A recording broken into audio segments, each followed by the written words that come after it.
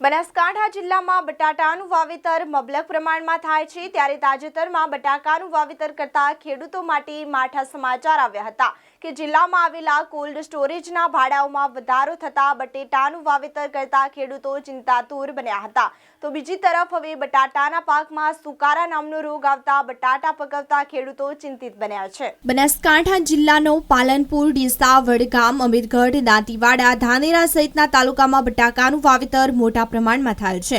ખેડૂતો ખૂબ ખર્ચાળ બટાકાની ખેતી કરી પાક ઉપર આશા રાખતા હોય છે કે બટાકાના પાક દ્વારા ખેડૂત પોતાનું જીવન ધોરણ ટકાવી શકશે, પરંતુ બટાટાની ખેતી કરતા ખેડૂતો જે કોલ્ડ સ્ટોરમાં બટાટાનો સંગ્રહ કરતા હોય છે તે કોલ્ડ સ્ટોરોના ભાડામાં વધારો થતા ખેડૂતો ચિંતાતુર બન્યા હતા। ત્યારે હવે બટાટામાં સુકારા નામનો રોગ પ્રસર્યો છે। બનાસકાંઠામાં 55,000 હેક્ટરમાં બટાટાનું વાવેતર થયું છે અને વર્ષે દહાડે 16,50,000 મેટ્રિક ટન બટાટાનું ઉત્પાદન થાય છે। જો કે સુકારા નામનો રોગ ખેડૂતોની ચિંતામાં વધારો કરી રહ્યો છે અને એનું કારણ એ છે કે સૂકા હવામાનને લઈને બટાટામાં રોગ આવે છે। ત્યારે બાગાયત વિભાગ દ્વારા બટાટાની ખેતીમાં પાણી ઉપયોગ કરવાની સલાહ આપી રહ્યું છે। એક તરફ વરસાદ અને કુદરતી આફતો વચ્ચે ખેડૂતોને પાકમાં નુકસાન થઈ રહ્યું છે।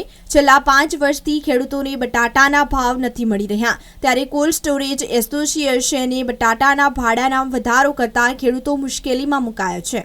બ્યુરો રિપોર્ટ, અરવલ્લી સમાચાર, મોડાસા।